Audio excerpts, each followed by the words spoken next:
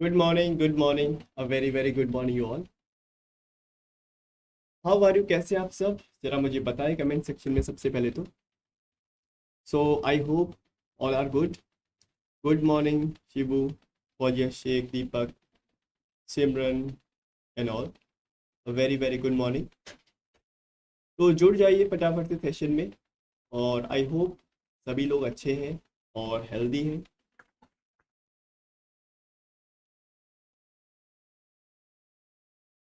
हाँ, सेशन को बराबर से आप लोग शेयर भी करा करिए जिससे और भी यहाँ पे स्टूडेंट्स जुड़ पाए. सेशन का देखो मज़ा तभी आता है जब ज़्यादा से ज़्यादा स्टूडेंट जुड़ते हैं और इंटरेक्शन हमारा बढ़ता है.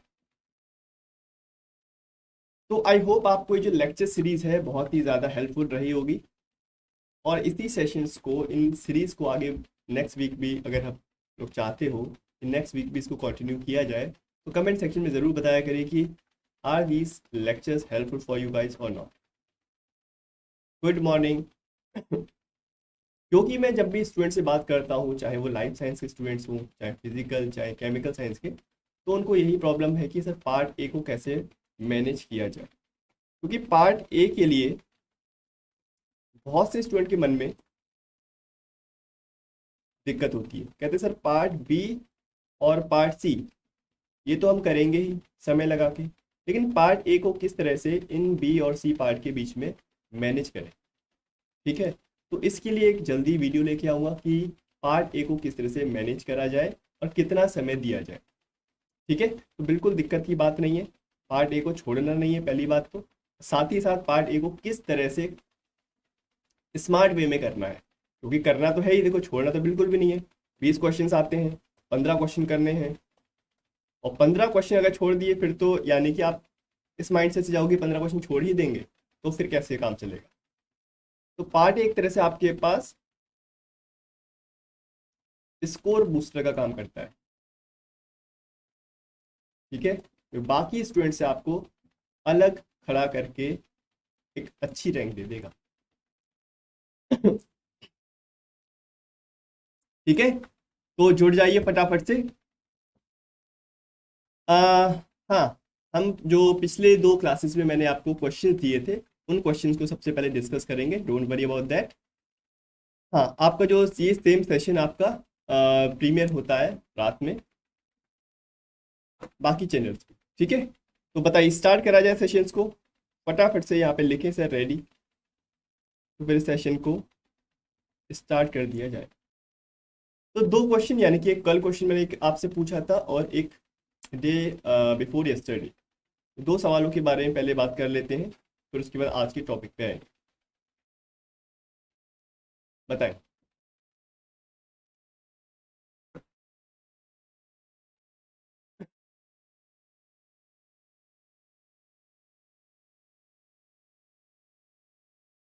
बताइए भाई फटाफट से. Are you ready?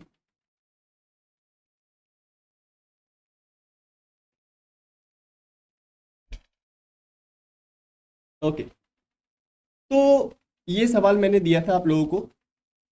ये किस किस ने कर लिया था, क्योंकि कुछ स्टूडेंट्स ने मैंने देखा था यहाँ पे कमेंट सेक्शन में आंसर किया है. ये सवाल पूछा गया था, इसको पहले देख लेते हैं, डिस्कस कर लेते हैं. कह रहा है in a group of 44 players 26 play hockey, 24 play football and 24 play cricket. यानी कि टोटल 44 प्लेयर्स थे, जिसमें से 26 हॉकी खेल रहे हैं, 24 लोग फुटबॉल खेल रहे हैं और 24 लोग यहाँ पे क्रिकेट खेल रहे हैं. ठीक है, तो कह रहा है 8 of them play both hockey and football. 8 लोग ऐसे हैं जो कि दोनों गेम खेल रहे हैं भाई. 12 लोग ऐसे हैं जो कि फुटबॉल क्रिकेट दोनों खेलते हैं. 5 लोग ऐसे हैं जो कि तीनों के तीनों गेम खेलते हैं. यानी कि इन शॉर्ट हमको 3 गेम्स के बारे में बात करी गई है, हॉकी फुटबॉल एंड क्रिकेट. ठीक है, तो यानी कि हमको एक वेन डायग्राम बना लेना चाहिए. 3 सर्किल को लेके हमको एक वेन डायग्राम बना लेना चाहिए like this. This is for hockey, this is for football and this is for cricket. Right, अब जरा ध्यान से देखें. कह रहा है 44 प्लेयर्स हैं भाई. 24 26 हॉकी खेलते हैं, 24 फुटबॉल खेलते हैं एंड 24 हमारे यहाँ पे क्रिकेट खेलने वाले लोग। 8 play both the hockey and football, 12 play both football cricket and 5 play all the 3 games. देखो 5 लोग ऐसे हैं जो कि सारे के सारे गेम खेल रहे हैं। ऑप्शन बी आ रहा है। ओके, अभी देख लेते हैं भाई, ये बात समझ में आती है इतनी। अब आगे कह रहा है 8 play both hockey and football. Hockey और फुटबॉल खेलने वाले कितने हैं भाई? 8 लोग हैं। इन 8 में से ऑल वाले कितने हैं? सारे के सारे गेम खेलने वाले 5 लोग। तो अगर मैं पूछूंगा ओनली हॉकी एंड फुटबॉल वाले कितने होंगे, तो आप बोलोगे 8 माइनस 5 यानी कि 3। सिंपल। वैसे ही 12 लोग फुटबॉल और क्रिकेट खेलते हैं, तो मैं पूछूंगा ओनली फुटबॉल और क्रिकेट वाले बताओ। You have to tell only football and cricket, तो आप बोलोगे 12 माइनस 5 यानी कि 7। सिंपल। ठीक है, आगे अब एक एक करके बात करते हैं। पूछा क्या है? How many play both both hockey and cricket. Hockey और क्रिकेट वाले कितने हैं, यानी कि इसके बारे में पूछ रहा है। इसको मैं अगर एक्स मान लूँ तो पूछ रहा है हॉकी और क्रिकेट वाले कितने। कैसे करें भाई बताइए, एनीवन? क्या मैं यहाँ से हॉकी वाले निकाल सकता हूँ कि ओनली हॉकी वाले कितने लोग हैं? क्या मैं यहाँ से निकाल सकता हूँ कि यहाँ पे कितने लोग ऐसे हैं जो कि ओनली फुटबॉल खेलते हैं? ठीक है, ओनली फुटबॉल वाले लोग मैं निकाल सकता हूँ इजीली। तो बताइए किस किस का आंसर आ गया? ऐसे ही किया होगा, फटाफट से बताएं।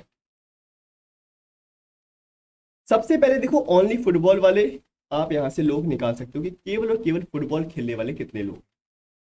तो केवल फुटबॉल वाले कितने हो जाएंगे? टोटल जितने हैं 24।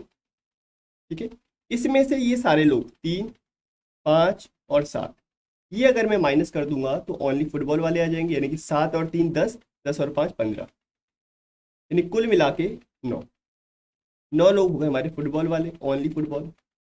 अब जरा ध्यान से देखें, अगर मैं आपसे कहूँ ओनली क्रिकेट वाले बताओ, ओनली क्रिकेट वाले, तो आप क्या करोगे? टोटल क्रिकेट वालों में से टोटल क्रिकेट वालों में से ये 7 और ये 5 माइनस कर दोगे, यानी कि 12। तो बच्चे कितने भाई? 12। ये जो 12 लोग हैं, ये 12 लोग ओनली क्रिकेट वाले भी हैं एज वेल एज हमारे हॉकी क्रिकेट वाले भी हैं। बात समझ में आता है? यानी कि यहाँ पे हो जाएगा नंबर 12 माइनस एक्स। यस और no? This will be 12 minus x.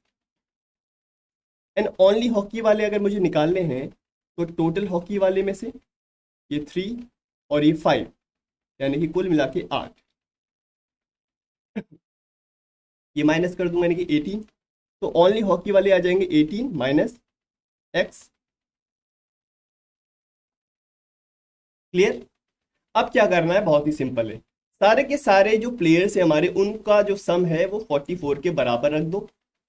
ठीक है, सारे के सारे जो हमारे प्लेयर्स हैं उनका सम 44 के बराबर रख दो और x का वैल्यू यहां से निकाल लो। सिंपल। ओनली हॉकी वाले कितने हैं भाई? 18 माइनस एक्स। ओनली क्रिकेट वाले कितने हैं? 12 माइनस एक्स। फुटबॉल वाले कितने हैं? 9। और ये 3, ये 7 और ये 5, कितना हुआ ये? 15 और प्लस एक्स, यानी कि सभी को प्लस करना है और कुछ भी नहीं। 15 प्लस एक्स, सभी का जो सम है that will be equal to 44। ठीक है, 44 के इक्वल हो जाएगा। तो यहाँ से आप इसको सॉल्व कर सकते हो। करिए इसको सॉल्व। तो बताइए कितना आ रहा है? अगर आप देखोगे यहाँ से दिस विल बी एक्स और एक्स तो ये कैंसिल हो जाएगा, बाकी बचा माइनस का एक्स। और दिस विल बी 18 प्लस 12 यानी कि 30। बेसिक कैलकुलेशन है। 30 ये हो गया, 30 और 15 45, 45 और 9 54। ठीक है, एक बार कैलकुलेशन आप भी चेक कर लेना। तो this will B minus x, ये हो जाएगा 44 माइनस 54 यानी कि माइनस का 10, एंड दिस विल बी 10। तो यहाँ से एक्स का वैल्यू देखो 10 आ रहा है। अपना अपना आंसर बताओ कितना आ रहा है आप लोगों का? एक्स का वैल्यू तो यहाँ पे 10 आ रहा है। Is it clear to all of you? बताएं फटाफट से। We have to find how many play both hockey and cricket. ठीक है, तो एक सेकेंड, देखो आंसर देखो, ये देखो मैंने गलती करी है, मैंने यहाँ पे मिस्टेक करी है। क्या मिस्टेक करी है? सवाल को ढंग से पढ़ने में मिस्टेक करी है। मैंने यहाँ तक तो कर लिया, उसके बाद भी आंसर गलत कर दिया, तो फायदा कुछ भी नहीं हुआ, क्योंकि मैंने क्वेश्चन को सही से नहीं पढ़ा। क्वेश्चन ये कह रहा है how many play both hockey and cricket. Hockey and cricket only नहीं कह रहा है, अगर ओनली बोलता तो केवल और केवल एक्स वाली टर्म के बारे में बात करता, लेकिन सवाल कह रहा है हॉकी एंड क्रिकेट, तो हॉकी एंड क्रिकेट वाले यहाँ भी आ रहे हैं लोग, और ये ऑल वाले में भी आ रहे हैं, यानी कि 10 में ये ऑल वाले भी प्लस करने पड़ेंगे, यानी कि you have to find the sum of only hockey and cricket as well as all, दोनों को प्लस करना पड़ेगा, यानी कि 10 + 5। इस बात का यहाँ पे ध्यान दे देना, नहीं तो हो जाएगा फिर गलत। और एग्जामिनर एक स्टेप आप लोगों से आगे है, वो गलत आंसर भी देगा वहाँ पे ऑप्शंस में, जिससे आप लोग कंफ्यूज हो जाओगे और तुरंत आंसर कर दोगे। ठीक है, तो इस चीज़ का यहाँ पे थोड़ा सा देख के चलना। Is it clear to all of you? बताएं भाई फटाफट से, एक सेकेंड मेरे पीछे छुप गया है, देख लो एक बार इसको। पर आज बहुत ही कम स्टूडेंट्स क्यों है भाई?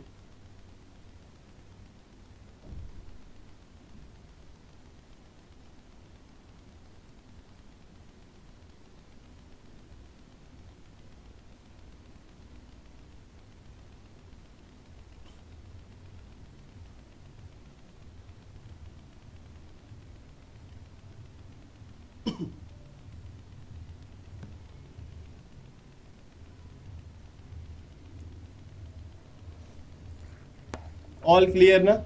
ओके, चलिए एक सवाल मैंने और दिया था आप लोगों को,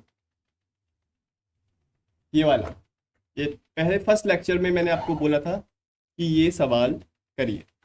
इसका आंसर किस किस का आ गया था जरा मुझे बताएं कमेंट सेक्शन में। पहले तो ये पूछा गया था, इस बार का ही क्वेश्चन है, लास्ट जो पेपर हुआ था आपका जून 2020। कह रहा सपोज a = 1, b = 2, c = 3, इस तरह से अप टू z = 26 दे रखा है। ठीक है, अब कह रहा है a - m into d - m into c - m up to s - m divided by m - z, m - y, m - x up to m - t। अगर ऐसा किया जाए तो हमको बताइए इसका क्या वैल्यू होगा। और a का वैल्यू 1 है, b का वैल्यू 2 है, c का वैल्यू 3 है, इस तरह से हमको दे रखा है। तो we have to find the value of this particular term. जरा ध्यान से सुनिए, इस क्वेश्चन में कभी भी question most of the time क्या होगा, सवाल आपका कैलकुलेटिव नहीं होगा, थोड़ा सा आपको दिमाग लगाना है वहां पे। थोड़ा सा दिमाग लगा लिया तो क्वेश्चन वैसे ही बन जाएगा।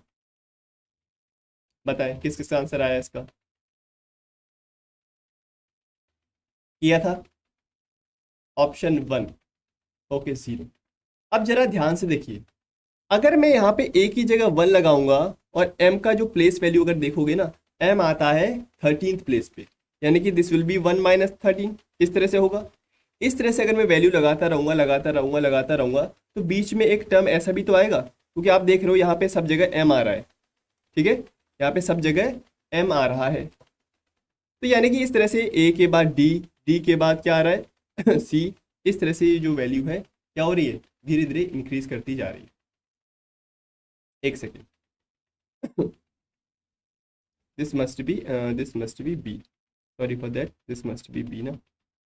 ठीक है, तो इस तरह से b के बाद c के बाद d के बाद e, इस तरह से वैल्यूज इंक्रीज करती हुई जा रही है। अब देखो बीच में एक वैल्यू ऐसी भी तो आएगी m - m, हाँ या ना? बताएं, बीच में एक वैल्यू m - m आएगी कि नहीं? क्योंकि ये कहाँ तक जा रहा है, a के बाद b c d e f g, बीच में एक वैल्यू आएगी m, तो m - m भी एक टर्म बनेगा, और सारे के सारे टर्म्स आपस में मल्टीप्लाई में हैं, every terms are in multiply. अब क्या करूं, अब नीचे में देखो, नीचे अगर आप ध्यान से देखोगे m - z, m - y, m - x, इस तरह से अप टू m - t ये टर्म्स बनेगा। क्लियर? तो ये टर्म्स अगर देख रहे हो m m m m, सारे टर्म्स m है, और ये कहाँ से कहाँ तक है t से t,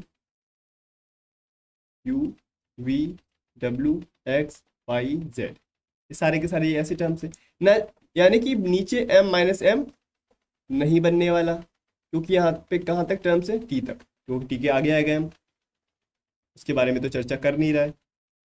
यानी कि नीचे कुछ भी आ जाए, नीचे हमारा टर्म कुछ भी आ जाए, any term, any term except zero, zero तो नहीं आ रहा ना, ऊपर आएगा मेरा m माइनस एम, एम का प्लेस वैल्यू आपको पता है 13 है, 13 माइनस 13 यानी कि ऊपर बन जाएगा जीरो, और नीचे कुछ भी आ जाए, तो इसका आंसर हमेशा क्या रहेगा फिर, answer will be always zero. तो यानी कि इस तरह से सवाल पूछा गया है। ठीक है। बात समझ में आ गई सबों को, बताएं।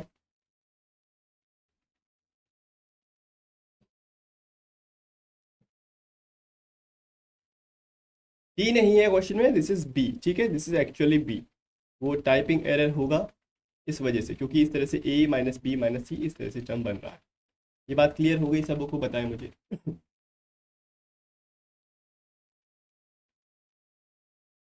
ठीक है, अगर वैसा भी सवाल होगा तो उसमें भी कोई गलती नहीं है, क्योंकि ए के बाद डी यानी कि एक छोड़ के टर्म हो जाएगा, अल्टीमेटली बनेगा वही। लेकिन जो राइट क्वेश्चन है वो ये है, बी माइनस का, यानी कि न्यूमरेटर में आपका टर्म बन गया है जीरो, और डिनोमिनेटर में आपका एक टर्म बन गया है जो कि हमको पता नहीं है, हमें कैलकुलेट करने की ज़रूरत भी नहीं है। ठीक है, तो कुछ भी टर्म बन जाए डिनोमिनेटर में, लेकिन एक्सेप्ट ज़ीरो होना चाहिए। ठीक है, एक्सेप्ट ज़ीरो, अगर नीचे भी ज़ीरो बन जाएगा तो अनडिफाइंड हो जाएगा। ठीक है, zero by zero is undefined, इस चीज़ का ध्यान देना।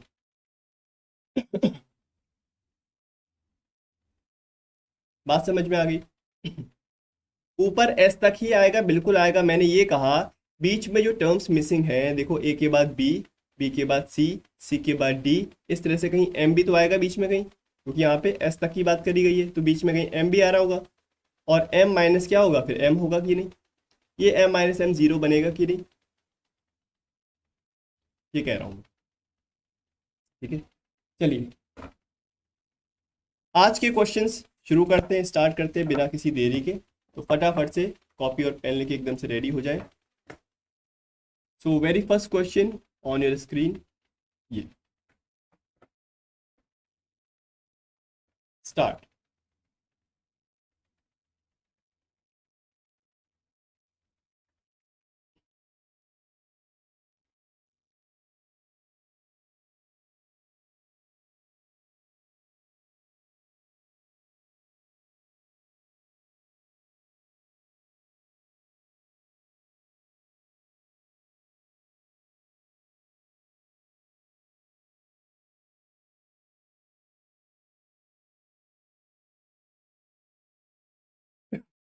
नीचे जीरो नहीं आएगा ना उसमें, क्योंकि वहाँ पे m माइनस एम का कोई भी टर्म नहीं बन रहा है, क्योंकि वहाँ पे अप टू कहाँ तक बात करी गई, s तक, क्योंकि डिक्रीजिंग ऑर्डर में जा रहा है ना, z y x up to s, s से पहले, s के पहले ही आएगा m।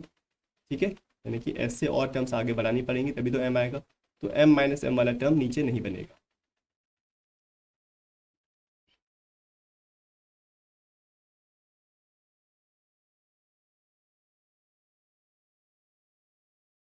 देखो ना ये वाला m माइनस जेड है, m माइनस वाई है, यहाँ पे तो m माइनस समथिंग हो रहा है, तो z y x up to कहाँ तक है, अप टू t, t के बाद ही तो आएगा आपका m कहीं पे, तो m तो टर्म है ही नहीं वहाँ तक, यानी कि नीचे m माइनस एम नहीं बनेगा, तो जीरो भी नहीं आएगा, दैट्स वाई। इसको करें।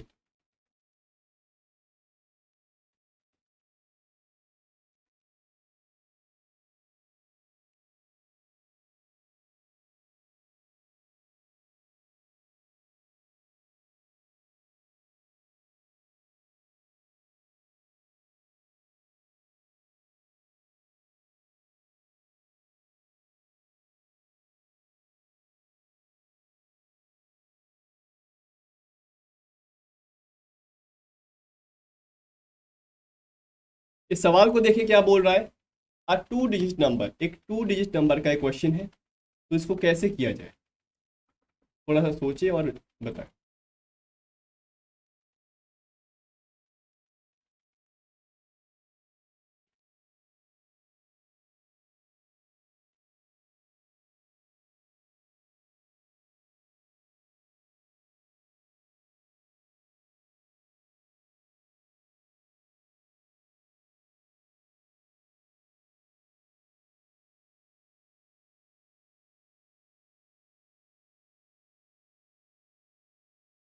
चलिए, समय हो चुका है समाप्त। क्वेश्चन इतना कॉम्प्लिकेटेड नहीं है। देखिए, कह रहा है n is a two digit number such that the product of इस digit when added to their sum equals n। देखो, सबसे पहली बात हम करते हैं a two digit number. Two digit number, कभी भी आपसे कोई कहेगा अ टू डिजिट नंबर को किस तरह से मैं लिख सकता हूँ, एक टू डिजिट नंबर को मैं 10x प्लस वाई की फॉर्म में लिखता हूँ, ये मैंने आपको बहुत बार बताया। साथ ही साथ कोई कहेगा sum of digit of two digit number. ठीक है, टू डिजिट नंबर इसको कैसे लिखा जाएगा, एक्स प्लस वाई, क्योंकि टू डिजिट नंबर के सम के बारे में बात कर रहे हैं। वैसे ही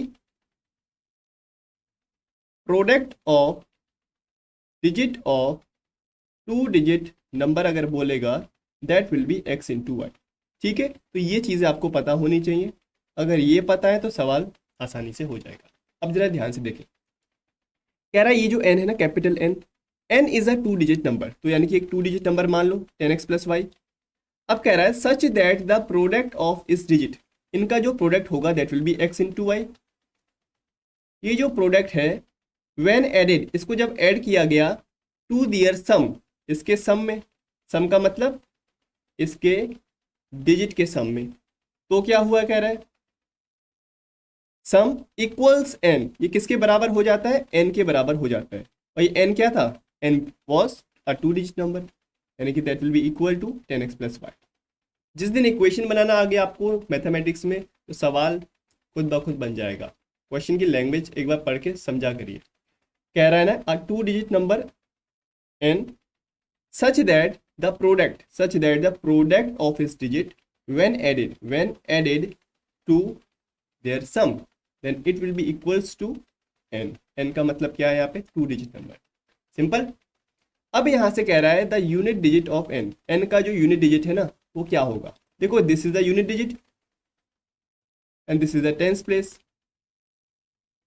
ठीक है, तो यूनिट डिजिट यानी कि y का वैल्यू पूछ रहा है, तो इसको कैलकुलेट करो। इसको अगर कैलकुलेट करोगे तो y और y तो कैंसिल हो जाएगा ऐसे ही। तो बचा आपका टर्म क्या, आपका टर्म बचा x इंटू वाई, और x को उधर ले जाइए तो 10x minus x that will B 9x। x और x भी कैंसिल हो गया तो y का वैल्यू क्या आ गया, 9। y will be equal to 9। Solution छोटा सा है, बस इक्वेशन बनाने की देर। समझ में आ गया सबों को, crystal clear. Option number A क्यों कह रहे हैं भाई, ऑप्शन नंबर ए पे बहुत आंसर्स आए हैं, आंसर विल बी 9।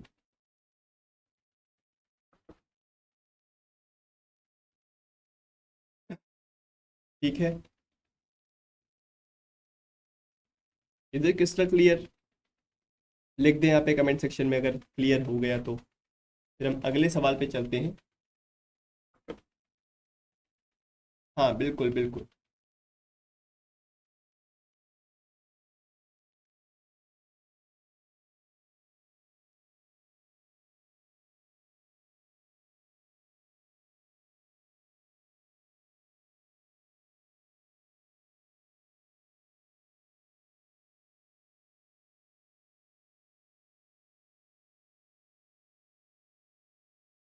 एक और क्वेश्चन है जो कि इस तरह का डिजिट नंबर्स का एक सवाल करें, इसको जरा और बताएं।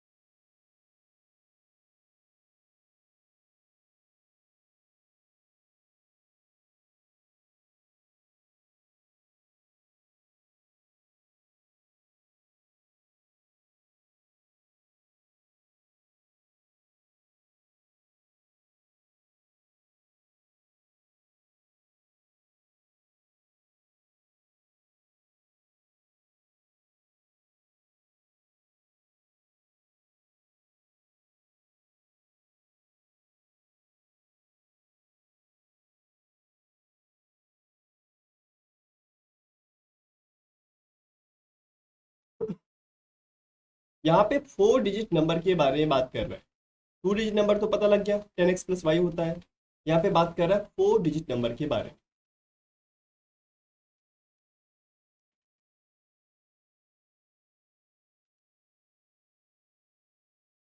इसको हम करेंगे ऑप्शनल मेथड से, यानी कि ऑप्शंस को देखते ही हम इसका आंसर कर सकते हैं। ठीक है, ऑप्शनल मेथड इस तरह के क्वेश्चन में बेस्ट मेथड होगा, विदाउट कैलकुलेशन।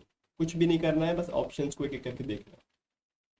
अब जरा देखें यहाँ पे, अब आपका सारा फोकस यहाँ पे हो।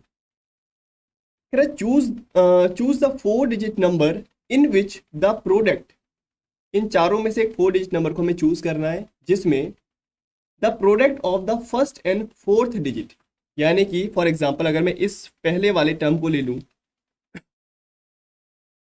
कह रहा जो प्रोडक्ट है ना फर्स्ट डिजिट का और चौथे डिजिट का, इसका जो प्रोडक्ट होगा इज 40, ये 40 होगा, है भी 40। And the product of the middle digits, यानी कि जो बीच की जो डिजिट्स हैं, इनका जो प्रोडक्ट है वो कह रहा है 28 होगा, और है भी इसका 28। अब कह रहे हैं the 1000 digit is as much less than the unit digit as the 100 digit is less than 10 digit. इसका मतलब समझे, कह रहे जो 1000 डिजिट है, सबसे पहले तो बात है अगर फॉर एग्जाम्पल XYZ, अगर मैं इस तरह से लिखता हूँ ABCD, ठीक है, this is a 4 digit number, this is unit digit, this is tens place यानी कि tens digit, this is 100 digit, और दिस इज 1000 डिजिट। ये तो समझ में आता है, यूनिट, टेंस, 100 एंड 1000। कह रहा था 1000 digit is as much less than the unit digit, जो 1000 डिजिट है वो यूनिट डिजिट से उतनी ही छोटी है। उतनी ही छोटी है का मतलब यूनिट डिजिट में से अगर मैं 1000 डिजिट को अगर माइनस करूंगा, जो भी इसका डिफरेंस आएगा, as the 100 digit is less than the tens digit, जितना हमारा 100 डिजिट्स कम है किससे, टेंस डिजिट से, यानी कि टेंस डिजिट माइनस 100 डिजिट करूंगा तो ये इसका डिफरेंस और इसका डिफरेंस कह रहा है बराबर। समझ में आता है, कह रहा है 1000 digit is as much less, जो 1000 डिजिट है उतना ही छोटा है यूनिट डिजिट से जितना मेरा 100 डिजिट टेंस डिजिट से छोटा है, यानी कि इन दोनों के बीच का जो डिफरेंस है वो बराबर होगा। अब देखो ऑप्शनल मेथड से इसको करो, बहुत ही आसान है। अगर आप पहले वाला क्राइटेरिया चेक करोगे कि इन दोनों का जो प्रोडक्ट है इन दोनों के प्रोडक्ट के बराबर होना चाहिए, तो देखो सॉरी, इन दोनों का जो प्रोडक्ट है 40 होना चाहिए, और इन दोनों का प्रोडक्ट हमारा 28 होना चाहिए। चेक करो, 8 5 जा 40, 7 4 जा 28, ठीक है। नेक्स्ट वाले को चेक करो, 8 5 जा 40, 7 4 जा 28। इसमें चेक करो, इसमें चेक करो, ये भी है, ये भी है और ये भी है, यानी कि इससे तो हम बता नहीं सकते कौन सा आंसर है। We can't tell by this product. तो यानी कि हमको अब इस पे आना पड़ेगा, इस वाले टर्म पे आना पड़ेगा। अब जरा ध्यान से देखो, जो 1000 डिजिट है ये और जो यूनिट डिजिट है ये, इनके बीच का डिफरेंस कितना है, 8 और 5 के बीच का डिफरेंस 3। यहाँ पे कितना डिफरेंस है भाई, यहाँ पे अगर डिफरेंस देखोगे, यानी कि आपको क्या करना है, यूनिट डिजिट में से 1000 प्लेस को माइनस करना है, यानी कि इस तरह से ध्यान से देखना, 8 - 5 करना है, लाइक दिस। यहाँ पे क्या करना है, यहाँ पे आपको टेंस प्लेस में से 100 प्लेस को माइनस करना है, यानी कि 7 - 4, दोनों से कितना आ रहा है 3, यानी कि ये सेटिस्फाई कर रहा है, यानी कि option number 1 will be the right answer. ठीक है, option number 1 will be the right answer. बाकियों में चेक करके देखो, ऐसा सेटिस्फाई नहीं करेगा। डी का मतलब यहाँ पे 1000 प्लेस और ये है यूनिट प्लेस। देखो यहाँ पे 1000 प्लेस हमारा क्या है, 1000 प्लेस मेरा छोटा है, लेकिन यहाँ पे 1000 प्लेस यूनिट डिजिट से क्या बड़ा है, तो ये तो गलत हो गया। इसमें चेक करो, इसमें अगर चेक करोगे तो ये तो सेटिस्फाई कर जाएगा 3, लेकिन ये सेटिस्फाई नहीं करेगा। इसमें हमारा जो टेंस प्लेस है वो छोटा है, लेकिन हमारा टेंस प्लेस क्या होना चाहिए, बड़ा होना चाहिए, क्योंकि C - B है ना, इसलिए गलत है। बाकी ये इसलिए गलत है क्योंकि यहाँ पे दोबारा से हमारा ये जो प्लेस है फिर से ये क्या हो गया, ये वाला डिजिट हमारा बड़ा हो गया, यानी कि this will be the wrong answer. समझ में आ गई बात, यानी कि ऑप्शन नंबर 1 सेटिस्फाई करेगा कंप्लीटली।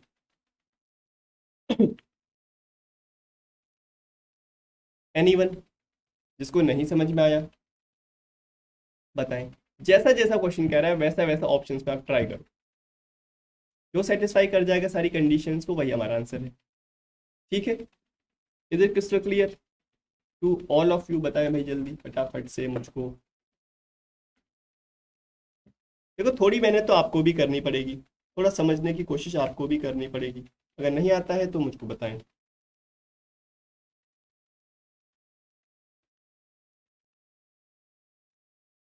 देखो ये मैंने लिखा है यूनिट प्लेस, ये लिखा है टेंस प्लेस, ये लिखा है 100 प्लेस, ये लिखा है 1000 प्लेस। तो क्वेश्चन में ये कह रहा है कि जो यूनिट प्लेस माइनस 1000 प्लेस है उसके बीच का डिफरेंस, और जो टेंस प्लेस है और जो 100 प्लेस है उसके बीच का डिफरेंस दोनों आपस में बराबर होंगे। तो वहाँ पे सेटिस्फाई करके देखो एक एक करके अकॉर्डिंग टू द ऑप्शंस। तो आप देखोगे केवल और केवल ऑप्शन नंबर 1 ही सेटिस्फाई कर रहा है, बाकी सब गलत।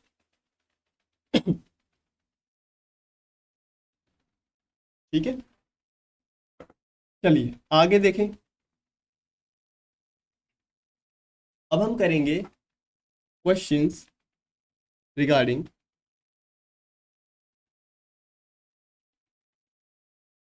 स्टैटिस्टिक्स, यानी कि जिसमें हम मीन, मीडियन एंड मॉड। ठीक है, तो सारे के सारे प्रीवियस ईयर क्वेश्चन ही होंगे ये भी। तो स्टार्ट करते हैं बिना किसी देरी के। और very first question on your screen now.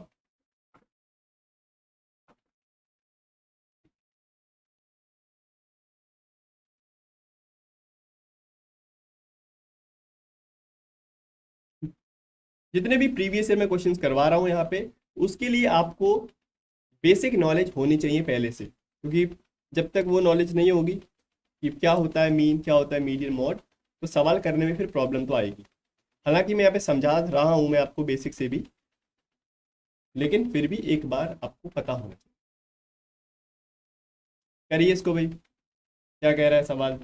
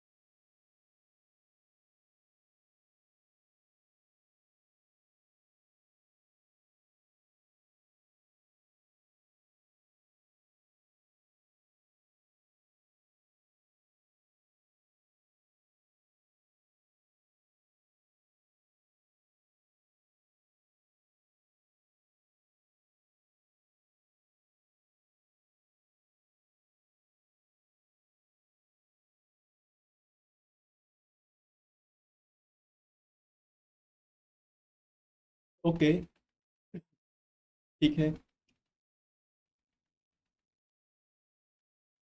Mark your answer fast.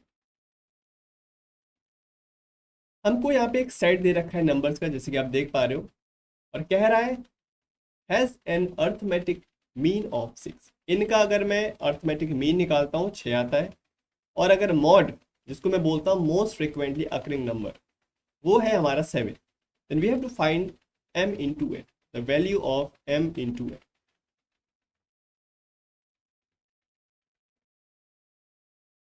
तो हमारा काम है m और n का वैल्यू निकालना और दोनों को प्रोडक्ट करके आंसर बताना। ठीक है, अब जरा ध्यान से देखिए। हाँ जी, m और n आपस में मल्टीप्लाई में, दिस इज मल्टीप्लाई। अब जरा ध्यान से सुने, हमें नंबर गिवन है 5, 6, 7, m, 6, 7, 8 एंड n। ठीक है, यानी कि 2, 3, 4, 5, 6, 7, 8। हमको 8 नंबर गिवन है और इनका अर्थमेटिक मीन कह रहा है 6 है। तो आप सभी को पता है अर्थमेटिक मीन का मतलब क्या होता है, सबों को प्लस करना है, यानी कि sum of the observation divided by number of observation, यानी कि 8। 8 डिजिट्स हैं जिनका अर्थमेटिक मीन दे रखा है हमको 6, यानी कि दिस। क्या यहाँ से मैं m प्लस n का वैल्यू निकाल सकता हूँ? बिल्कुल निकाल सकता हूँ। देखो कितना हो जाएगा, 6 और 6 12, और 7 और 7 14। तो 12 ये हो गया, 14 ये हो गया, बाकी बचा 8 और 5, तो 8 और 12 20 कर लो सीधे सीधे, और 5, और इसको अगर क्रॉस मल्टीप्लाई करोगे 8 को तो 48, एंड बाकी बचा m+n। तो यहाँ से m+n का क्या वैल्यू आ रहा है देखो, दिस विल बी 25 + 40, यानी कि दिस विल बी 39। तो m+n का वैल्यू आ गया मेरे पास 9। ये सभी को समझ में आ गया, m+n का वैल्यू आ गया मेरे पास 9। आगे कह रहा है and the mod, mod is 7। अगर मॉड मेरा 7 है, मॉड का मतलब क्या होता है, मोस्ट फ्रिक्वेंटली अकरिंग नंबर, यानी किसी भी डेटा सेट के अंदर जो सबसे ज्यादा बार रिपीट कर रहा है नंबर, उसको बोला जाता है मॉड। अब अगर यहाँ पे ध्यान से देखोगे तो 7 दो बार रिपीट कर रहा है और 6 भी दो बार रिपीट कर रहा है, तो यानी कि मॉड तो 6 भी हो जाएगा, यहाँ पे 7 भी हो जाएगा, लेकिन कह रहा है मॉड 7 है। अगर मुझे 7 लाना है, इसका मतलब m या n में से एक नंबर 7 होना चाहिए, तभी तो वो ज़्यादा बार अकर करेगा एज कम्पेयर टू 6। 6 भी दो बार आ रहा है अभी, 7 भी दो बार आ रहा है, यानी कि m और n में से एक नंबर यहाँ पे 7 होगा, तभी ये मॉड कहलाएगा। यानी कि आइदर m इज 7 और n इज 7। तो मैं मान के चलता हूँ m का वैल्यू 7 है। अगर m का वैल्यू 7 है तो यहाँ से मुझको बताएं n का वैल्यू क्या हो जाएगा, 9 - 7 यानी कि 2। तो m is 7, n is 2, then what will be m into n, 7 into 2 यानी कि 14। m का वैल्यू 7 माना है मैंने, m का वैल्यू यहाँ पे n की जगह 7 मान सकते हो, तब भी आंसर सेम ही आएगा। ठीक है, अगर आप n की जगह 7 मान लो तब आपका m2 आ जाएगा, लेकिन जो प्रोडक्ट है वो सेम रहेगा 14, उसमें कोई भी फर्क नहीं आएगा। Option number 4। बात समझ में आ रहा है?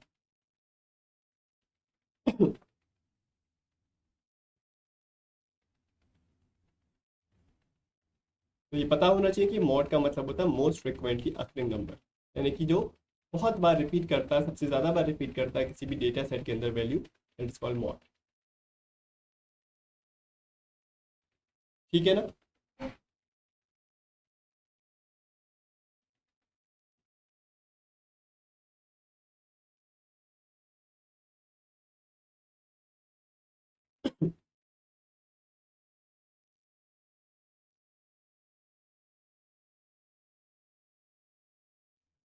चलिए अगले क्वेश्चन रिपीट कर दूं क्या एक बार? देखो जल्दी से मैं रिपीट कर दे रहा हूँ, ध्यान से सुने। ये हमारे पास एक डेटा सेट है 8 नंबरों का, हमको कह रहा है इसका मीन 6 है। तो सबसे पहले हमने इसका मीन निकाल के 6 के बराबर रख के m+n का वैल्यू निकाल लिया। m+n का वैल्यू आ गया, उसके बाद हमने क्या किया, क्वेश्चन में कह रहा है जो मॉड का वैल्यू है वो 7 है। देखो मॉड का वैल्यू 7 तभी हो सकता है जब 7 सबसे ज्यादा बार रिपीट करेगा। अगर आप ध्यान से देखोगे 6 दो बार रिपीट कर रहा है और 7 भी दो बार रिपीट कर रहा है, तो 7 अभी तो मॉड कहलाएगा नहीं, क्योंकि वो दो दो बार आ रहे हैं दोनों लोग। तो 7 तभी मॉड कहलाएगा जब m या n में से एक वैल्यू एटलीस्ट 7 होगी, तभी तो वो एक ज्यादा बार रिपीट करेगा, 3 बार रिपीट करेगा, तभी वो मॉड कहलाएगा। तो यानी कि मैं मान लेता हूँ m या n में से एक वैल्यू 7 है, तो मैंने मान लिया let say m is equal to 7। m का वैल्यू 7 है तो n का वैल्यू निकालें, यहाँ से 2 आएगा, दोनों का जो प्रोडक्ट है that will B 14, that will be the answer. Simple.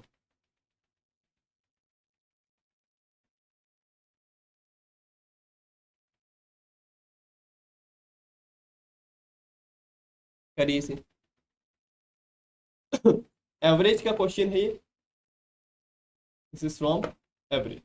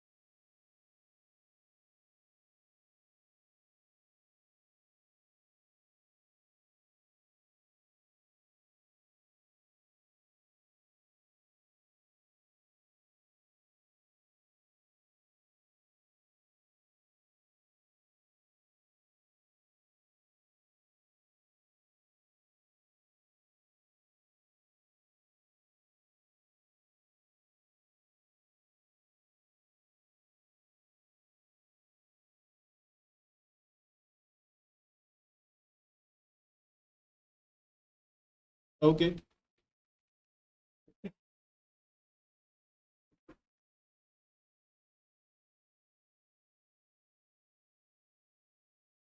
कह रहा व्हाट वाज द रेनफॉल इन 2000, 2002 में कितना रेनफॉल हुआ है, ये हमको सवाल में पूछा गया।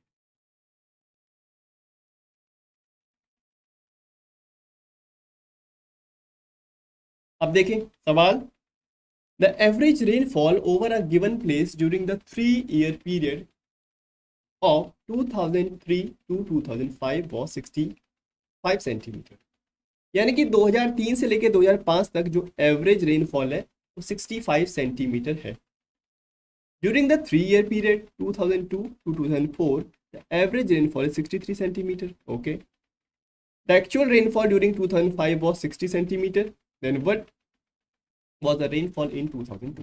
देखो, अगर मैं बात करूं 2002, 2003, 4 और 5 के बारे में तो यहाँ पे कह रहा है 2002 से लेके 2004 तक जो रेनफॉल है वो 63 सेंटीमीटर का एवरेज रेनफॉल। एवरेज का मतलब समझते हैं, अगर मैं मान लूँ 2002 में बारिश हुई है ए सेंटीमीटर, 3 में हुई है बी, 4 में हुई है सी और डी में 5 में हुई है यहाँ पे डी। लेकिन एक्चुअल में जो 5 का जो रेनफॉल है वो हमको गिवन है कि 2005 में कितना रेनफॉल हुआ है, कितना हुआ है भाई 60 सेंटीमीटर। तो मैं डायरेक्टली यहाँ पे लिख देता हूँ 60 सेंटीमीटर। अब जरा ध्यान से सुने, 2002 से लेके 2004 तक का जो एवरेज है दैट इज 63। तो यानी कि 2002 में ए, 2003 में बी और 2004 में सी, इन तीनों का जो एवरेज रेनफॉल है दैट इज 63 सेंटीमीटर। सिंपल। उससे पहले कह रहा है 2003 से लेके 2005। 2003 का मतलब बी, 2004 यानी कि सी और 2005 यानी कि 60। इनका जो एवरेज है वो 65 सेंटीमीटर दे रखा है। अब हमसे कह रहा है 2002 का रेनफॉल बताओ। 2002 का रेनफॉल का मतलब ए का वैल्यू बताओ, what is the value of A.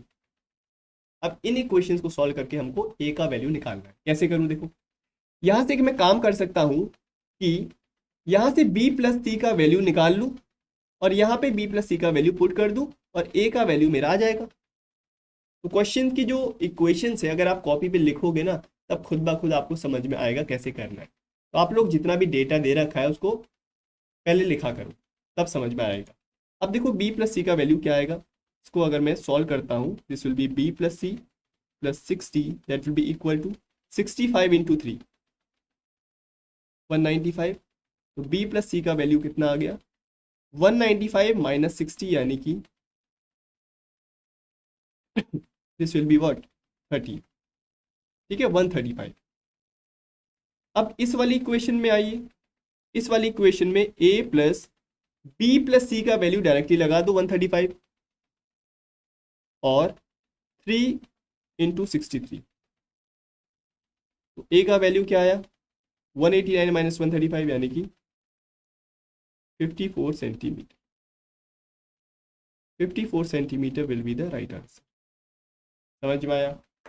Question का जो मैप है वो पहले दिमाग में क्लियर होना चाहिए। Good morning. तो एक बार इसको देखिए और फिर बताइए, इज इट क्लियर।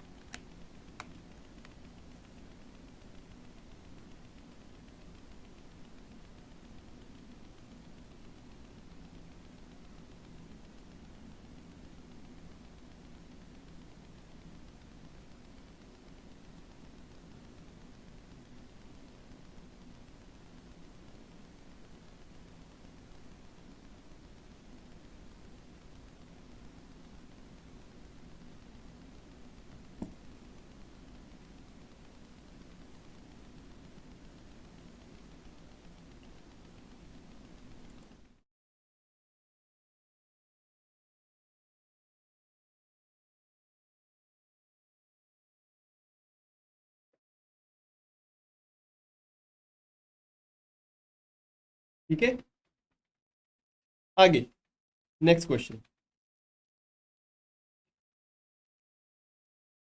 करिए से, टेक योर टाइम।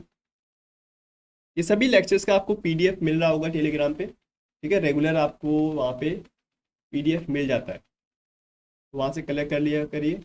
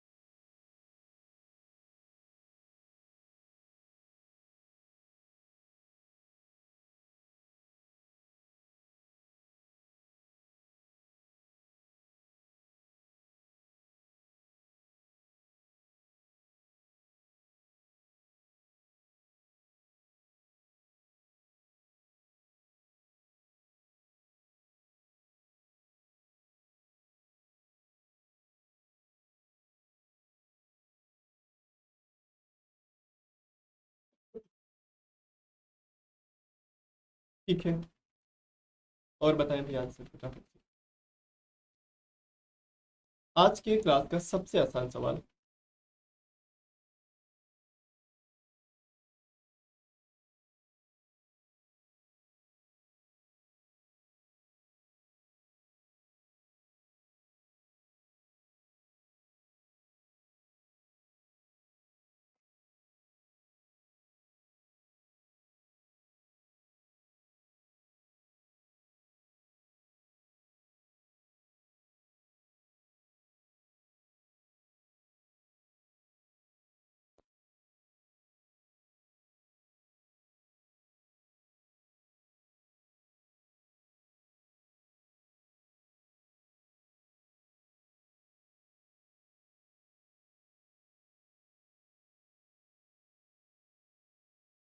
देखो, सवाल आसान है, इसको और आसान बना लेते हैं। कैसे, जरा ध्यान से देखना। सवाल हमसे कह रहा है, a student receive the following marks in the 5 of 6 courses. 6 courses वो खरीदता है, तो 6 कोर्सेज से एग्जाम अगर वो देता है, उनमें से 5 सब्जेक्ट में उसके मार्क्स इतने आए। कह रहे हैं the average of his marks in 6 subject is 85। सारे 6 के 6 सब्जेक्ट का जो एवरेज है वो 85 है। तो हमको बताइए, how many marks did he receive in the 6 subject, यानी कि छठे सब्जेक्ट में उसके कितने मार्क्स आए। जरा ध्यान से सुनना, ठीक है। अगर मैं मान लेता हूं उसका जो एवरेज है वो 85 है, right, his average is 85।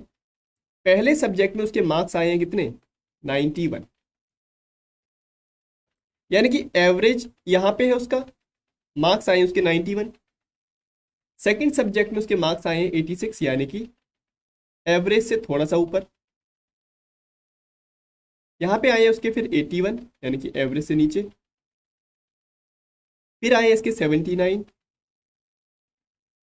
And then 92। हमको ये बताना है उसके छठे सब्जेक्ट में कितने मार्क्स हैं। जरा ध्यान से देखना, ये एवरेज लाइन से इसके कितने मार्क्स ऊपर हैं भाई, 6 नंबर ज्यादा है। इसके कितने ज्यादा है भाई, +1, यानी कि 1 नंबर ज्यादा है। यहाँ पे कितने नंबर कम है, 4 नंबर कम है। यहाँ पे बताइए, यहाँ पे 6 नंबर कम, यहाँ पे कितने नंबर ज्यादा, 5 और 6 7, यानी कि 7 नंबर ज्यादा। बात समझ में आती है सबों को।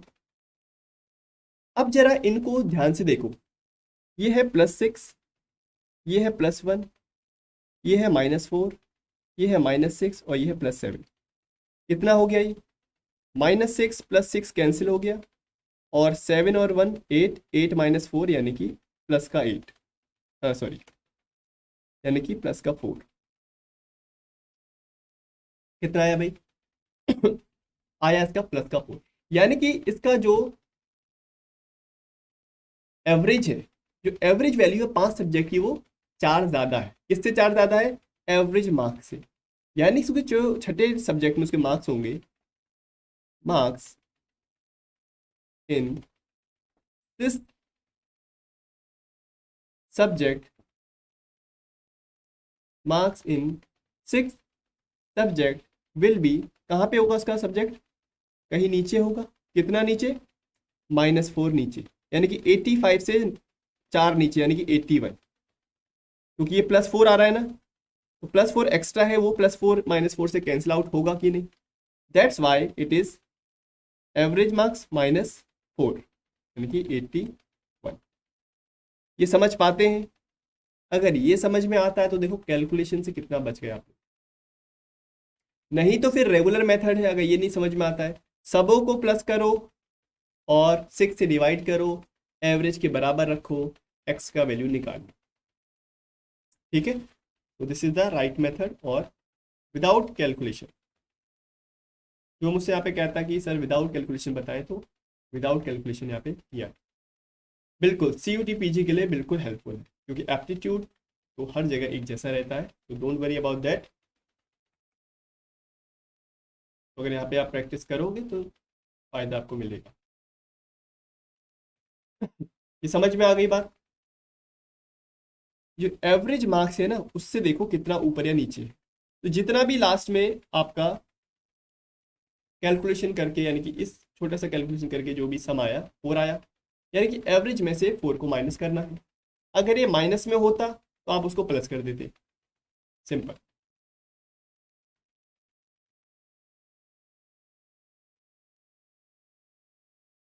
मैं इसको दोबारा से रिपीट कर दूं ना, क्योंकि बहुत से स्टूडेंट ऐसे लग रहे हैं मुझे आपके कुछ समझ नहीं आया। हमसे सवाल कह रहा है कि जो एवरेज स्कोर है 6 सब्जेक्ट्स का वो 85, बाकी 5 सब्जेक्ट के मार्क्स हमको दे रखे हैं 91, 86, 81, 79 एंड 92। अब जरा ध्यान से देखो, इसके जो मार्क्स हैं एवरेज मार्क्स से कितने ज़्यादा हैं, 6 ज़्यादा है, यहाँ पे 1 ज़्यादा है, यहाँ पे 4 कम है, और यहाँ पे 6 कम है, और यहाँ पे 7 ज़्यादा है। इन सबों को अगर मैंने कैलकुलेट किया तो मैंने पाया दिस इज +4, यानी कि मेरे जो मार्क्स हैं 6 सब्जेक्ट में वो क्या होने चाहिए, एवरेज से नीचे होने चाहिए। जब एवरेज से नीचे होगा तभी तो ये +4 और वो -4 आपस में कैंसिल आउट होके 0 बनेगा। हमको 0 बनाना है, यानी कि इस लाइन पे स्टिक रहना है, इस लाइन पे हमें रहना है। That's why we have to make that number 0। यानी कि अगर यहाँ पे +4 आ रहा है, यानी कि we have to just subtract 4 from this average value. Average value से 4 को हमें माइनस करना पड़ेगा। बाई चांस अगर माना यहाँ पे प्लस माइनस का 7 आता, अगर इसको सॉल्व करके -7 आता, तो आप क्या करते, 85 में 7 को फिर प्लस कर देते। तो माइनस आएगा तो प्लस करना है, प्लस आएगा तो वहाँ पे एवरेज से माइनस करना है, सिंपल। ठीक है, नहीं तो फिर आपका रेगुलर मेथड है फिर, क्योंकि मैं उसको प्रिफेर नहीं करूँगा कि आप ऐसे करो उसको, सबों को पहले प्लस करो और प्लस छठे सब्जेक्ट को x मान लो, डिवाइड बाई 6 करो और एवरेज के बराबर रखो। कैलकुलेशन बहुत ज़्यादा होगा यहाँ पे, इससे मल्टीप्लाई करो, सबों को प्लस करो, फिर माइनस करो, तो वहाँ पे बहुत दिक्कत होगी। ठीक है, अगले सवाल पे चलिए, next question on your screen. Now करें इसको।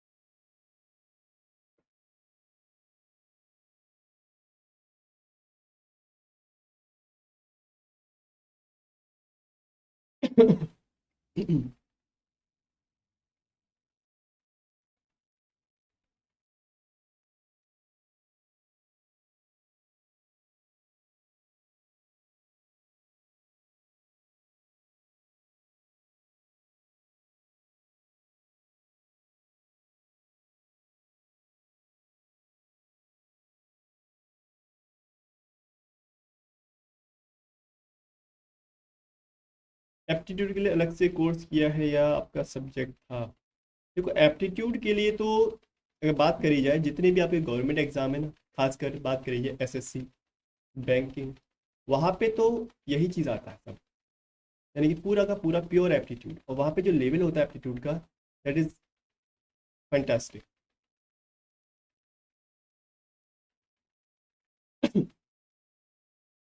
तो वहाँ पे भी मैंने काफ़ी स्टूडेंट्स को पढ़ाया है बैंकिंग एसएससी में। तो वहाँ भी स्टूडेंट्स जो उनका एप्टीट्यूड है, क्योंकि उसमें तो पूरा एप्टीट्यूड ही रहता है आपका, क्योंकि उसमें वही आता है, कोई कोर सब्जेक्ट की बात वहाँ पे नहीं होती है। तो आप अगर एक बार गवर्नमेंट एग्ज़ाम्स की तैयारी कर लोगे, जैसे कि एसएससी बैंकिंग या किसी भी स्टेट एग्ज़ाम का, तो आपको एप्टीट्यूड में कुछ प्रॉब्लम ही नहीं आएगी, क्योंकि उसमें आप दिन रात वही करोगे। लेकिन यहाँ पे आपका बस एक पार्ट है छोटा सा। ऑप्शन 2। ओके, और बताएं भाई।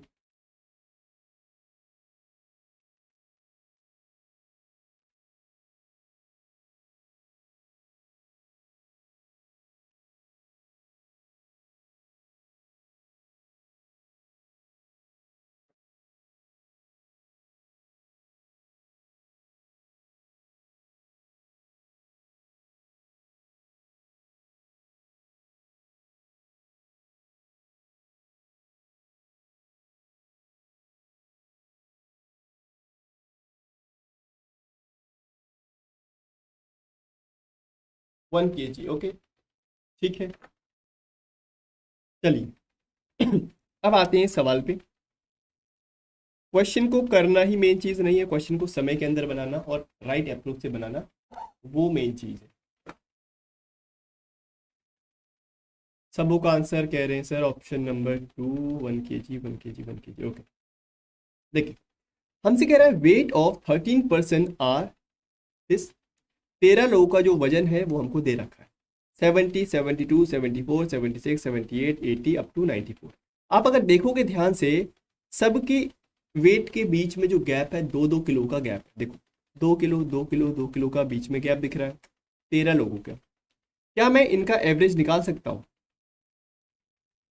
क्या मैं इनका एवरेज वेट निकाल सकता हूँ? बिल्कुल निकाल सकता हूँ, अभी बताऊंगा कैसे। अब आगे कह रहा है 2 new person having weight 100 kg and 79 kg join the group. इन 13 लोगों में 2 लोगों को और मुझे जोड़ना है, तो टोटल मिला के 15 लोग हो जाएंगे। तो कह रहा था average weight of the group increase by how much KG. जो इन 2 लोगों को अगर मैं शामिल कर लूंगा इन 13 लोगों में, तो बताइए उनका जो एवरेज वेट है कितने से बढ़ जाएगा।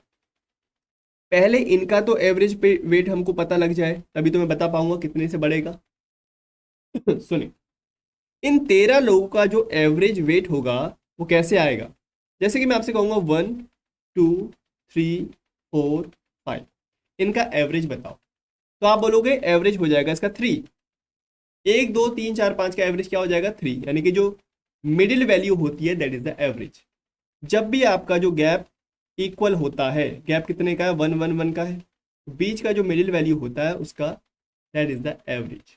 अब वैसे ही मैं कहूँगा बताओ 3, 6, 9, 15, इसका एवरेज बताओ, तो आप बोलोगे average will be 9।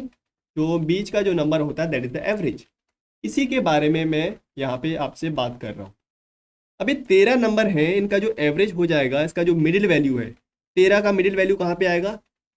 Middle value आएगा 7th प्लेस पे, यानी कि 1, 2, 3, 4, 5, 6, 7, यानी कि 82 इज द एवरेज। इसके इधर भी 6 नंबर है, इसके इधर भी 6 नंबर है, तो मिडिल वैल्यू इज 82, यानी कि average is 82।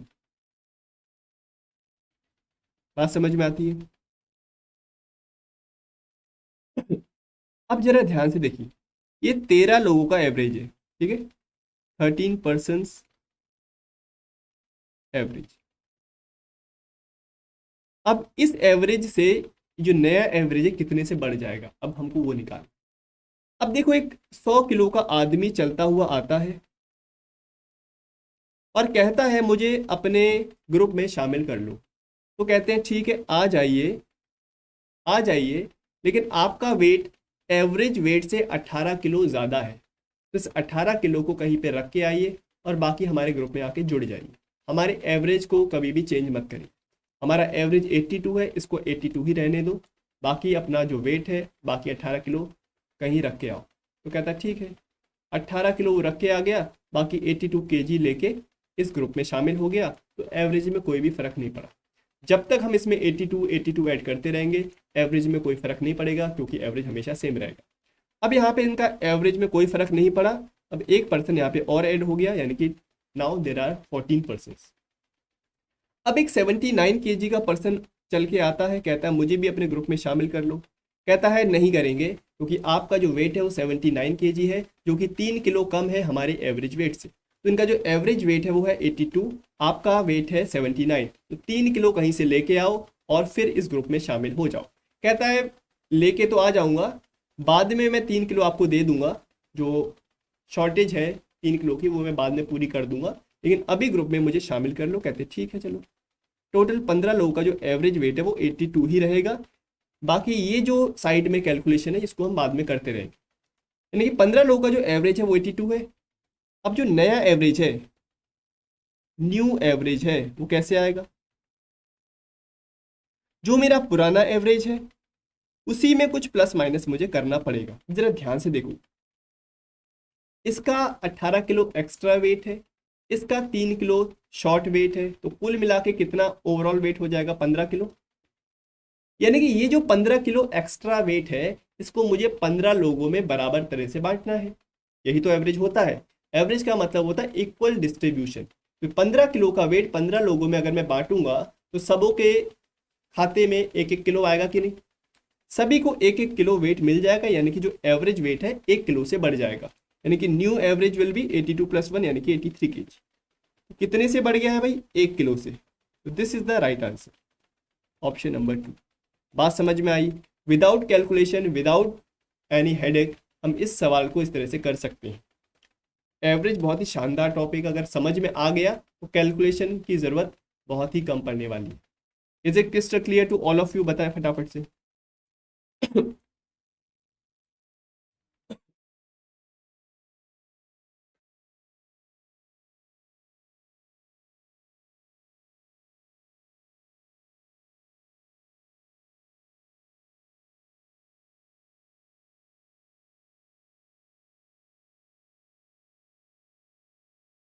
Okay,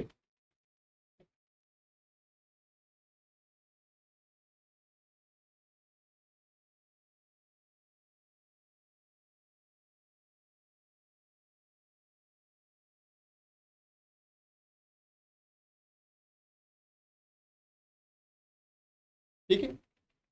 now moving on the next question on your screen.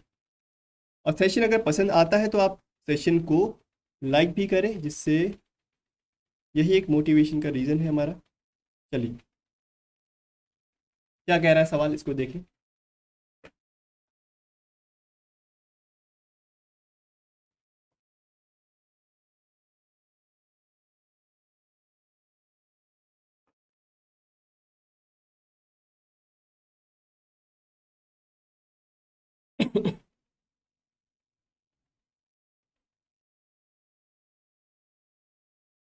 बिल्कुल, हम उसके बारे में बात करेंगे जब हम परसेंटेज जब करेंगे ना।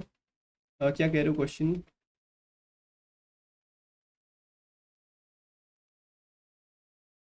परसेंटाइल कैसे निकाला जाता है? तो परसेंटाइल का बेसिकली क्या मतलब है, जैसे कि फॉर एग्जांपल आपका 99 परसेंटाइल आया है, यानी कि यू आर, आप लोग 100 में से, अगर 100 में से बात करूँ तो 99 स्टूडेंट से आगे हो।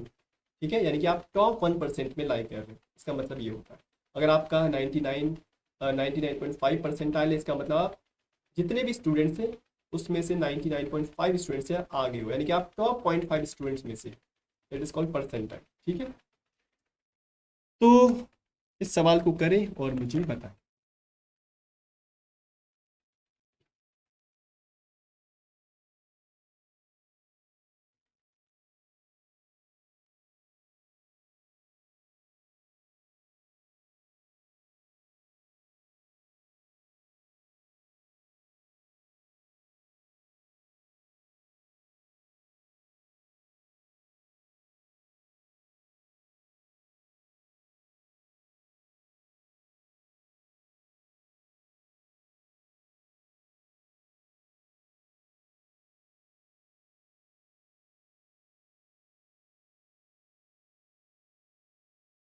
क्योंकि यहाँ पे कैलकुलेशन करना पड़ेगा, हर सवाल एक जैसा नहीं होता है, कहीं कहीं कैलकुलेशन करना पड़ेगा। तो you have to just ready for that. इसके लिए आप लोग रेडी रहें हमेशा। हमको बेसिकली बताना है कि यहाँ पे सबसे बड़ा कौन है, फिर उससे छोटा कौन है, उससे छोटा कौन है, यानी कि we have to find mean, median and mode. फिर उसको कंपेयर करना है कि सबसे बड़ा कौन, सबसे छोटा कौन।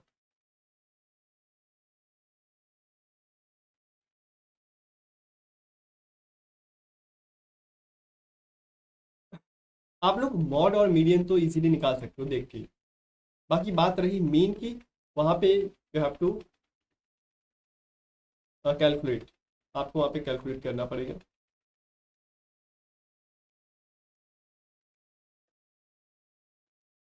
ओके।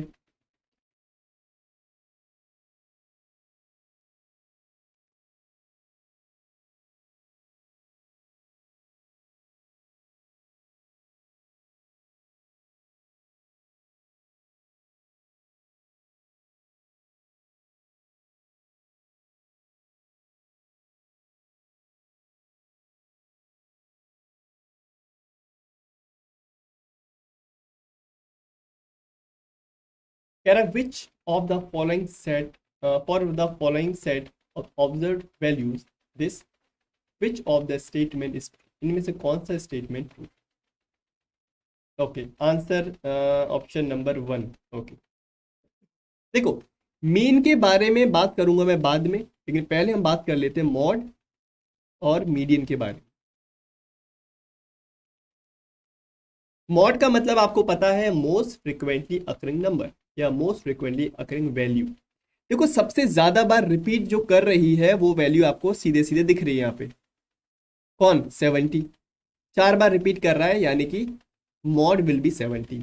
सिंपल सी बात है। बात करी जाए मीडियन की, मीडियन का मतलब होता है मिडिल वैल्यू। मीडियन का मतलब क्या होता है, मिड वैल्यू। ये जो डेटा है आपका ऑलरेडी इंक्रीजिंग ऑर्डर में लगा हुआ है। जब इंक्रीजिंग ऑर्डर में ऑलरेडी लगा हुआ है तो उसका जो मिड वैल्यू होगा that will be the median. कितने नंबर से, 6 7 8 9 10 11 12 13 14 15 नंबर है, तो उसका जो मिडिल वैल्यू होगा that will B, middle value होगा कौन सा, 8वां नंबर। कौन सा फॉर्मूला लगेगा, n+1/2 वाला। ठीक है, यानी कि जितनी भी नंबर ऑफ टर्म्स है, क्योंकि ऑड नंबर ऑफ टर्म्स है तो ऑड के लिए फॉर्मूला होता है n+1/2। ठीक है, यानी कि एट्थ वैल्यू 1 2 3 4 5 6 7 8, यानी कि 82 इज द मीडियन। मॉड पता लग गया, मीडियन पता लग गया। Now we have to find mean. Mean निकालने के लिए आपको सबों को प्लस करना पड़ेगा, इसके अलावा यहाँ पे कोई भी और दूसरा ऑप्शन नहीं। ठीक है, सबों को प्लस करना पड़ेगा, सम करना पड़ेगा, और आपको डिवाइड करना पड़ेगा टोटल नंबर से, यानी कि 15 नंबर है, तब आपको निकालना पड़ेगा टोटल मीन। तो इसके लिए मैंने आपको डायरेक्टली देखो यहाँ पे बता दिया गया है, तो आप यहाँ से भी देख सकते हो। तो सबों को प्लस किया पहले, हर एक नंबर को आपने पहले प्लस किया है इस तरह से, और 15 से यहाँ पे डिवाइड किया है। ये सारे के सारे 15 मिला के आ रहा है, नहीं कुल कैलकुलेट अगर करोगे तो दिस विल बी 89.13।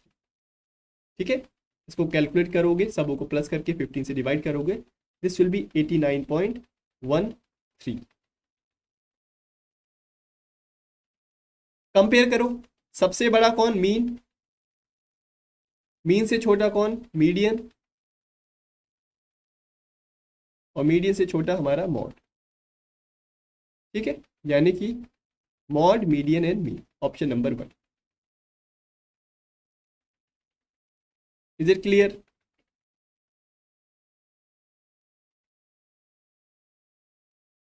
हाँ, राइट।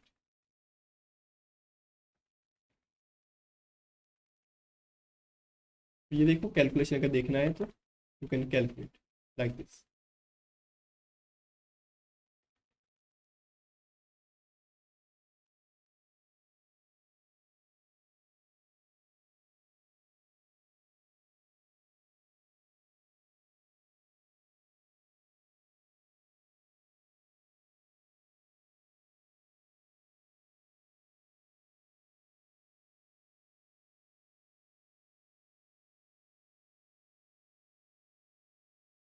नेक्स्ट, अगले सवाल पे चलिए। अगला सवाल क्या कहता है, देखें।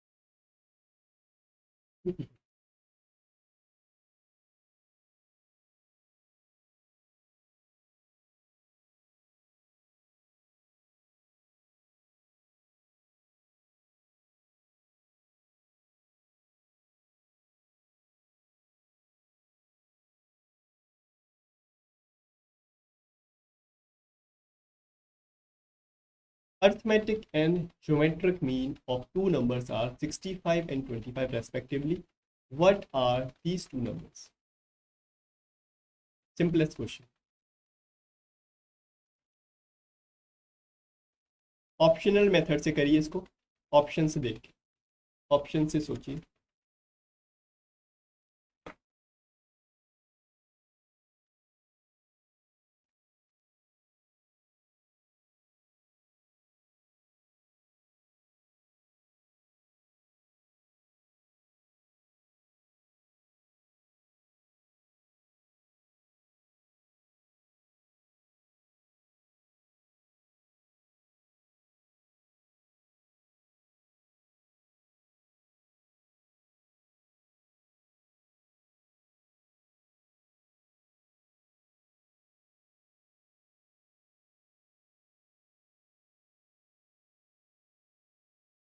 चलिए देखिए, arithmetic and geometric mean of two numbers are 65 and 25 respectively. Arithmetic mean पता है ना आपको, दो नंबर है अगर ए और बी, इसका मैं आपसे पूछूं अर्थमेटिक मीन क्या होगा, तो आप बोलोगे अर्थमेटिक मीन का मतलब है दोनों को प्लस करो और डिवाइडेड बाई 2 कर दो, this is arithmetic mean. And what is the geometric mean? Geometric mean का मतलब होता है दोनों नंबरों का आप प्रोडक्ट कर दो और उसका रूट कर दो, this is called geometric mean. यानी कि दोनों नंबरों के रूट का, यानी कि प्रोडक्ट का रूट, यानी कि under root of a into b. ठीक है, अब सवाल में कह रहा है ये 65 के बराबर है और ये 25 के बराबर है ज्योमेट्रिक मीन। तो हमको बताइए दो नंबर क्या होंगे, यानी कि ए और बी का वैल्यू बताओ। ऐसा जब भी सवाल होगा आप ऑप्शनल मेथड से करो। कैसे, जरा ध्यान से देखो, अगर मैं यहाँ से कहूँ आपसे a प्लस बी कितना आएगा, तो आप बोलोगे 65 इंटू 2 यानी कि 130। और यहाँ से अगर मैं a इंटू बी पूछूँ तो आप कहोगे इसका दोनों साइड होल स्क्वायर कर देता हूँ। दोनों साइड अगर मैं होल स्क्वायर कर दूँ, this will be a into b, that will be equal to 625, यानी कि a इंटू बी का वैल्यू 625 आ रहा है। तो ऑप्शन से देखो कि कौन से दो नंबर हैं जिनका सम 130 आ रहा हो और प्रोडक्ट उनका 625 आ रहा हो। देखो प्लस करके तो 130 आ रहा है, ठीक है, लेकिन क्या मल्टीप्लाई करके 625 आ रहा है? नहीं आ रहा है। आगे इसको ट्राई करो, 130 तो आ रहा है, मल्टीप्लाई करके 625 आएगा? नहीं, तो बहुत ज़्यादा हो जाएगा। नेक्स्ट, ये भी नहीं होगा। Option number 4 will be the right answer. Plus करोगे तो 130 आएगा और दोनों को मल्टीप्लाई करोगे तो 625 भी आएगा। Option number 4 clear. तो इक्वेशन को सॉल्व मत करना, सॉल्व करोगे तो समय लग जाएगा बहुत। Clear, okay.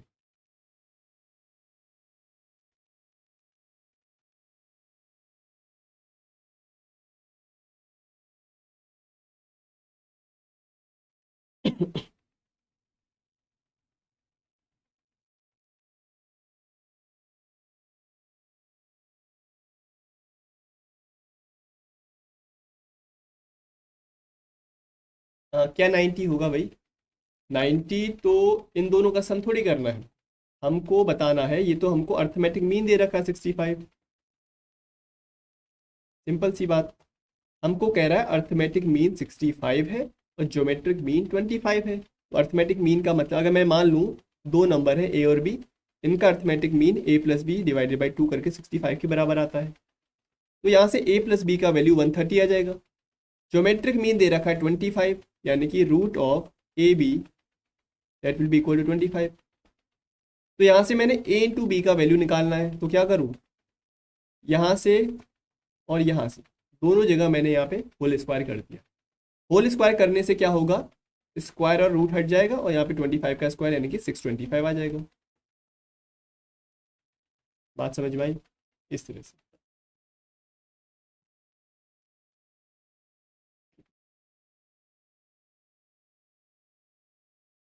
क्लास का टाइमिंग 11 AM रहता है मेरा, 11 बजे 11 AM ऑन एप्टीट्यूड चैनल। ठीक है, एप्टीट्यूड चैनल पे क्लास रहता है, तो आप लोग सभी लोग इसको लाइव अटेंड किया करो, तो that will be more beneficial for.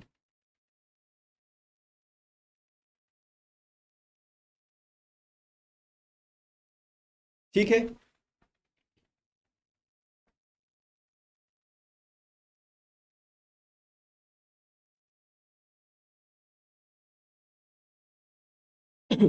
नहीं CSR में कैलकुलेटर इस बार नहीं मिला था आप लोगों को, तो होपफुली अब भी नहीं मिलेगा।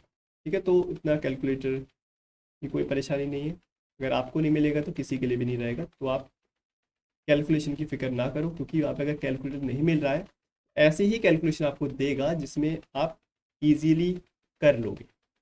ठीक है, कैलकुलेटर की ज़रूरत तब पड़ेगी और तभी दिया जाएगा जब ऐसे सवाल आएंगे वहाँ पे यहाँ पे बिना कैलकुलेटर के, यानी कि रूट अंडर रूट इस तरह से पॉइंट्स में अगर निकालना होगा तब आपको ज़रूरत पड़ेगी। अगर नहीं दे रहा है इसका मतलब कोई दिक्कत की बात नहीं।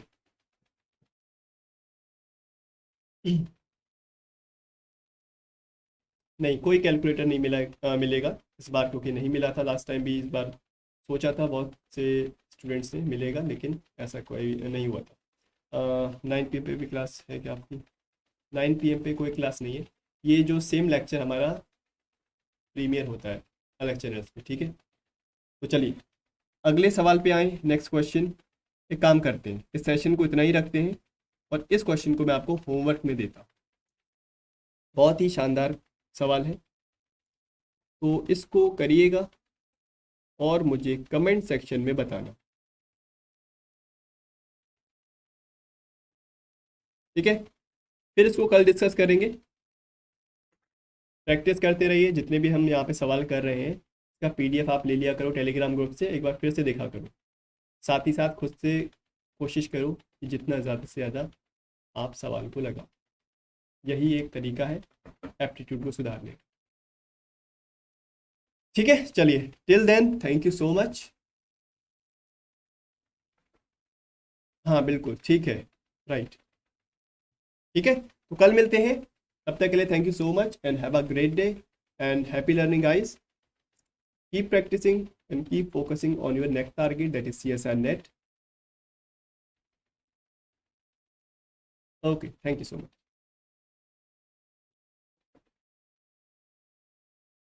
आपका फर्स्ट अटेम्प्ट है, okay, all the very best, all the very best. तो आप लोग ट्राई करो कि फर्स्ट अटेम्प्ट में ही इसको क्रैक कर ले और आप कर भी सकते। ठीक है, थैंक यू।